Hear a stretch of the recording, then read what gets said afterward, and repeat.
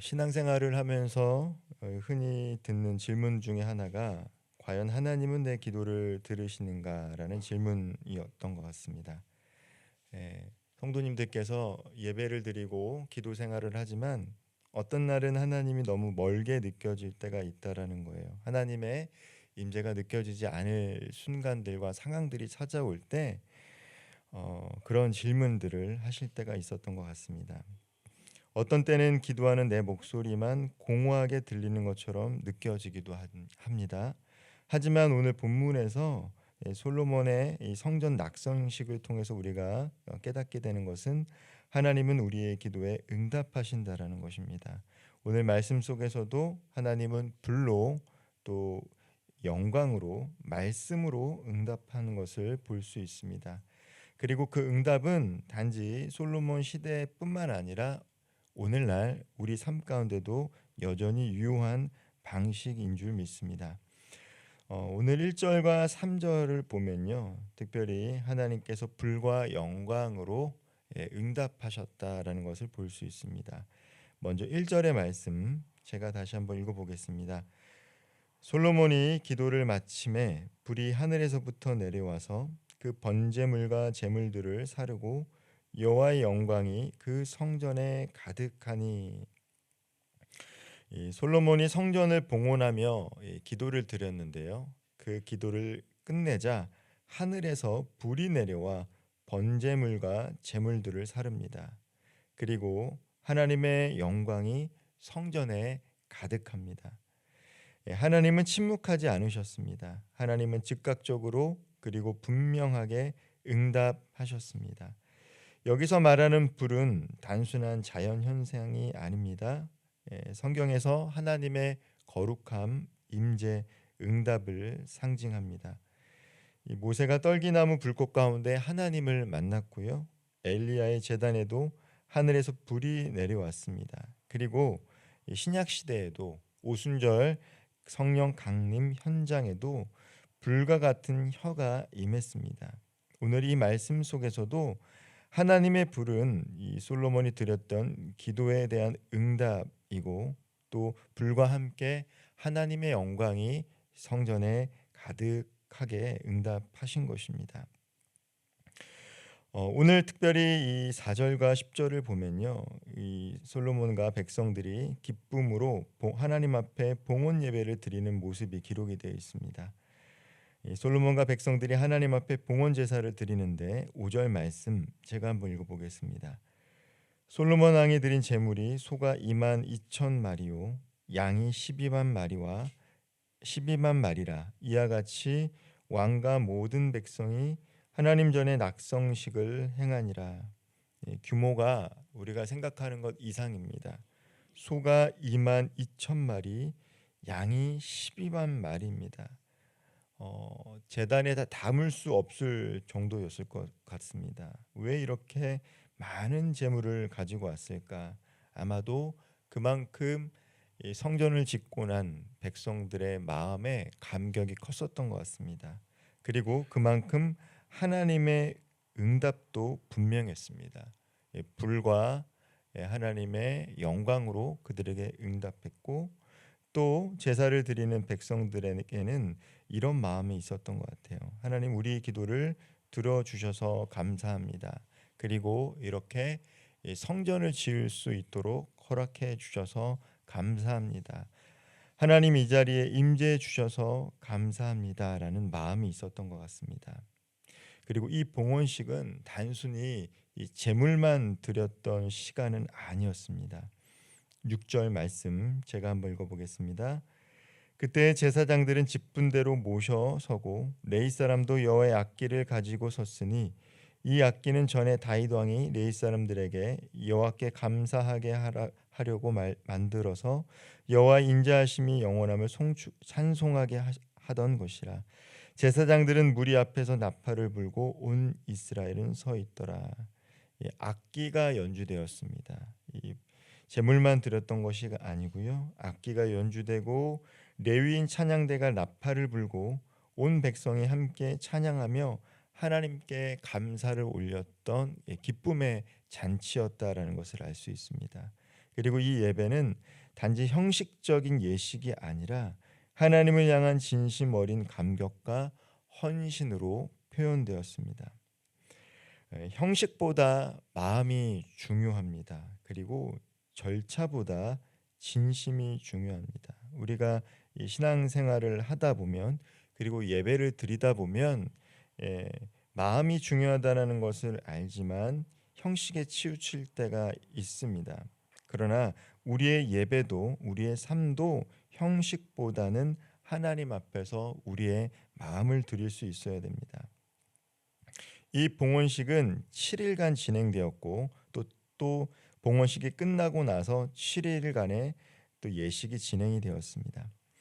온 백성이 함께 예배하고 찬양하며 하나님의 은혜를 기뻐합니다. 그리고 10절 말씀처럼 그들은 즐거운 마음과 기쁜 얼굴로 집으로 돌아갔습니다. 이것이 하나님께 예배한 자들의 삶 가운데 나타나는 모습입니다.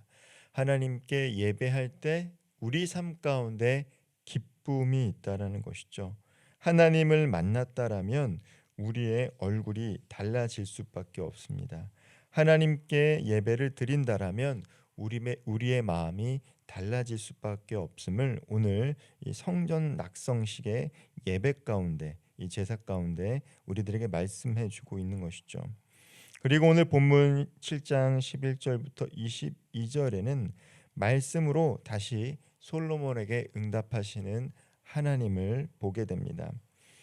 솔로몬이 성전과 궁궐을 다 지은 후 하나님께서 말씀으로 솔로몬에게 다시 응답하십니다. 이것은 하늘의 불보다 성전의 영광보다 어쩌면 더 깊고 확실한 응답일 수 있습니다. 14절 말씀 제가 한번 읽어보겠습니다. 내 이름으로 일컫는 내 백성이 그들의 악한 길에서 떠나 스스로 낮추고 기도하여 내 얼굴을 찾으면 내가 하늘에서 듣고 그들의 죄를 사하고 그들의 땅을 고칠지라. 어제 함께 말씀을 나눴을 때 마치 하나님은 조건부로 우리가 마음을 돌이키고 회개하면 용서해 주시겠다라고 말씀을 드렸습니다. 그러나 우리 하나님 어떤 분입니까? 우리에게 언약의 하나님은 설령 그렇지 아니한다 할지라도 우리의 죄를 용서해 주시고 우리를 회복해 하실 은혜를 준비해 주시는 분이세요. 14절 말씀도 마치 조건부로 들릴 수 있지만 그것보다도 하나님을 찾으라는 거예요. 어떤 순간에도 하나님의 얼굴을 구할 때 하나님의 임재와 사랑이 이스라엘 백성과 떠나지 않겠다라고 하나님 친히 약속해 주시는 분입니다. 우리가 이 구약의 하나님의 말씀을 읽을 때 마음이 무거울 수 있습니다. 특별히 이 선지자들의 선포한 메시지를 읽다 보면은 하나님은 무서운 하나님이라 생각할 수가 있어요. 조건부 하나님이다라고 생각할 수 있습니다. 그러나 그렇지 않다라는 것이죠. 이 선지자들은 이 백성들이 올바른 길로 살아가기 위해서 이 조건부로 말할 때가 있지만 실제로 우리가 구약을 통해서 경험하게 되는 하나님은 어떠한 하나님입니까? 용서하시는 하나님이에요. 하나님 성품이 용서하지 않고는 존재할 수 없는 존재다라는 것이죠. 우리도 마찬가지입니다. 우리가 이 사람들과 관계를 맺고 살아갈 때 예수님께서도 용서하라고 말씀하셨습니다. 그 용서하라는 것은 누구를 위해서 용서하라는 거예요? 상대방을 위해서 용서하라는 게 아니에요. 화를 품고 있고 분을 품고 있는 나를 위해서 하나님 용서하라고 말씀하십니다. 누군가를 미워하면 어떻게 됩니까? 마음이 흥분이 되고요. 누군가를 미워하는 마음이 있으면 집중하기가 어려워요. 그런 감정들을 한번 느껴보셨을 것입니다. 상대방에게 내가 용서한다라고 말할 필요가 없습니다. 내가 그냥 내 마음에서 용서하고 잊어버리면 그 마음에 평안이 찾아와요. 마찬가지입니다. 하나님은 이스라엘 백성들이 하나님께 얼굴을 구하지 아니한다 할지라도 용서하셔야 하는 분이에요. 그러한 분이 바로 우리 하나님입니다. 그렇기 때문에 우리가 아직 죄인 되었을 때 예수 그리스도 독생자를 이 땅 가운데 보내셔서 우리의 죄를 사해 주신 분이 하나님입니다. 14절의 말씀은 우리가 조건부로 선지자와 우리 특별히 역대기라는 것은 나중에 이 뭐 제사장 그룹, 선지자 그룹 있지만 제사장 그룹도 마찬가지죠.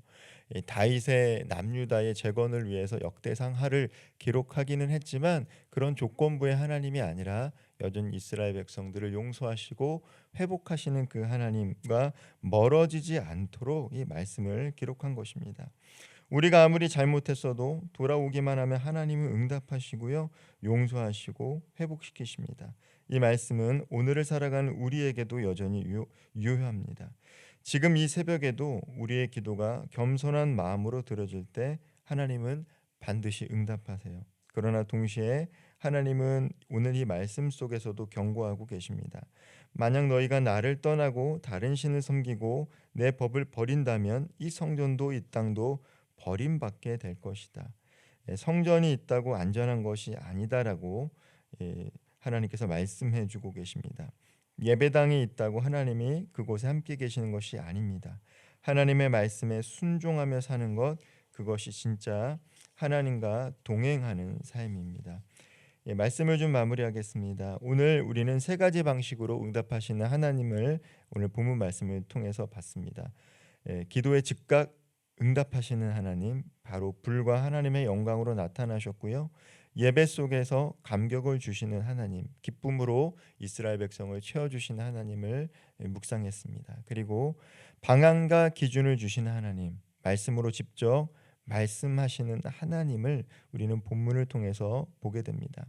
이 하나님은 오늘 우리에게도 동일하게 나타나시고 말씀해 주시고 동행해 주고 계십니다. 우리가 기도하면 들으시고 겸손히 나아가면 만나 주시고 말씀 앞에 서면 반드시 길을 열어 주십니다. 이 새벽 우리가 해야 할 일은 단 한 가지입니다. 겸손히 나아가는 것, 하나님을 찾는 것, 기도하며 기다리는 것입니다.